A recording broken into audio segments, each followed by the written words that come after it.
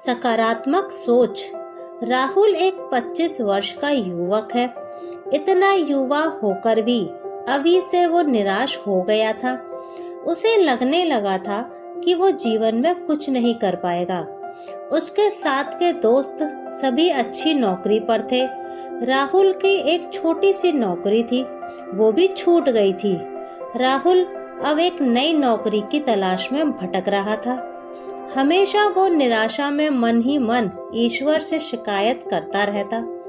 उसने किसी का बुरा नहीं किया, ना ही चाहा, फिर भी उसके साथ यह हुआ। वो परेशान है, भटक रहा है। नौकरी के लिए वो लोकल बस में सफर करता था। चेहरे पर निराशा ही रहती थी, ना अच्छे से किसी से बात करता। यूं तो बस में कई लोग जाते थे, लेकिन एक विशेष इंसान उस बस में जाता था जो सभी का ध्यान अपनी ओर आकर्षित करता था। वो युवक लगभग 35 की उम्र का था। वो व्यक्ति रोज खिड़की वाली सीट पर बैठता था और अगर उसे खिड़की वाली सीट नहीं मिलती तो वो जो भी खिड़की वाली सीट पर बैठा रहता उससे निवेदन करता कि उसे खिड़की वाली सीट पर बैठना है। व्यक्ति बड़ा अजीब सा था। रंग बिरंगे कपड़े पहनता था, हाथ में 7 कलर के बैंड पहने रहता था। बस में बड़े जोश में रहता था। उसकी आंखें बाहर खिड़की से ही देखती रहती थीं और कभी कभी तो देखते देखते वो खुश होकर अपनी सीट से उछलता भी था।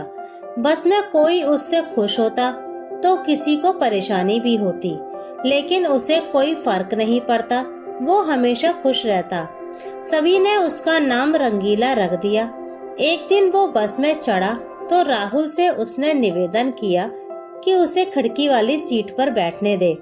राहुल उसे इतने दिनों से देख रहा था, इसलिए वो उसकी आदत जानता था कि वो हमेशा किसी न किसी से निवेदन करता है। राहुल ने उसे खिड़की वाली सीट दे दी और खुद उसके पास वाली सीट पर बैठ गया। राहुल उसकी एनर्जी से प्रभावित होने लगा। उसको हंसता देख निराश रहने वाले राहुल के चेहरे पर भी हंसी आ गई। उसकी अजीब हरकतें, अपने आप में ही कुछ बोलते रहना, यह राहुल को अच्छा लगा। उसके इस तरह के स्वभाव के कारण राहुल का उससे बात करने का मन किया। राहुल ने उसको पूछ लिया, तुम क्या करते हो? वो बोला, अभी मैं कुछ नहीं करता। राहुल को थोड़ा अजीब लगा। राहुल ने बोला, क्या मतलब कुछ नहीं करते, कुछ काम नहीं करते? वो बोला, नहीं, अभी मैं काम नहीं करता। राहुल बोला, तो फिर शायद तुम अमीर घराने से होंगे। वो बोला, अरे नहीं भाई, हमारे पास कोई दौलत नहीं है, जो भी था वो भी सब चला गया। राहुल को उसकी बातों पर भरोसा नहीं हुआ। उसने सोचा कि वो व्यक्ति झूठ बोल रहा है या राहुल को बताना नहीं चाहता, इसलिए राहुल ने उस बात को वहीं खत्म कर दिया और फिर से चुपचाप बैठ गया। राहुल को चुप देखकर वो व्यक्ति बोला, अरे क्या हुआ, तुम तो चुप हो गए। मैं तो तुम्हें अक्सर देखता हूँ, तुम हमेशा निराश रहते हो, हंसते ही नहीं हो। क्या हुआ, कुछ बताओगे? राहुल ने थोड़ा तंज मारते हुए बोला कि भाई, हंसने के लिए भी पैसा चाहिए। हम कोई आपकी तरह थोड़े हैं। हंसने की, खुश होने की कोई वजह तो हो। हमारी किस्मत में यही लिखा है, हमारा साथ तो भगवान भी नहीं देता। वो व्यक्ति बोला, अच्छा ऐसी बात, तो तुम मेरे आज से पक्के दोस्त। मैं तुम्हें अभी 2 करोड़ रुपए दूंगा। राहुल ने उसके इस बात को हंसी में उड़ाया। वो फिर बोला, सच में दूंगा, लेकिन मेरी एक शर्त है। 2 करोड़ के बदले क्या तुम मुझे अपनी आंखें दोगे? राहुल को यह सुनकर बड़ा बुरा लगा। बोला, क्या बकते हो, पागल हो क्या? वो फिर बोला, अच्छा चलो 5 करोड़ अब दोगे?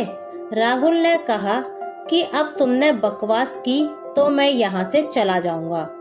वो व्यक्ति बोला, अरे भाई, बुरा मत मानो, समझो तुम 5 करोड़ तो क्या, कितने भी पैसों में अपनी आंखें किसी को नहीं दोगे।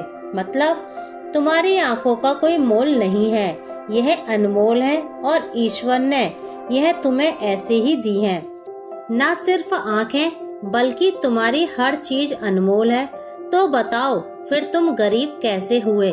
राहुल अब उस व्यक्ति की बात को सुनने लगा। उस व्यक्ति ने बोला, सोचो, अगर तुम्हारी आंखें नहीं होती तो तुम कुछ देख नहीं सकते तो क्या करते? राहुल बोला, मैं कैसे भी करके अपनी आंखें मांगता। व्यक्ति बोला, ईश्वर ने तुम्हें सब दिया, उसका धन्यवाद करो। मैं भी तुम्हारी तरह ही सोचता था। फिर आज से 7 साल पहले एक बीमारी की वजह से मेरी आंखें नहीं रहीं। बस मुझे तब एहसास हुआ कि मेरे पास इतनी अनमोल चीज थी जो उसने दी थी और मैंने उसकी कद्र नहीं की। बहुत सालों बाद मुझे अब आंखें मिली ऑपरेशन से। मैं बस यही मांगता था कि मेरी आंखें मुझे मिल जाएं। ईश्वर की बनाई यह दुनिया मैं फिर से देख सकूं। सिर्फ काला नहीं, सारे रंग में देख सकूं। मेरे घर वालों ने जो भी किया सिर्फ इसलिए ही किया, और जब मैं देख पा रहा हूँ तो मुझे ऐसा लग रहा है कि मुझे कुछ भी नहीं चाहिए। तुम्हें उसने सब दिया है तो तुम्हें उसकी कद्र नहीं है। जो मिला उसकी कद्र इंसान करता नहीं है। देखो कितनी खूबसूरत दुनिया है और तुम इसे देख सकते हो, काफी नहीं है? और क्या चाहिए? उस व्यक्ति की बातें राहुल के दिल तक चली गईं। उसी क्षण उसकी निराशा खत्म हो गई। एक क्षण ही काफी था उसे जगाने के लिए।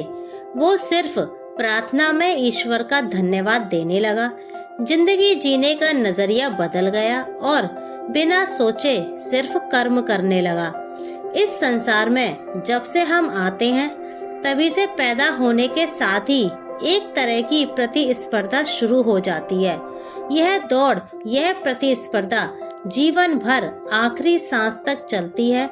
इन सब के बीच ईश्वर ने जो हमें बहुमूल्य जीवन दिया है उसका मोल हम समझ नहीं पाते।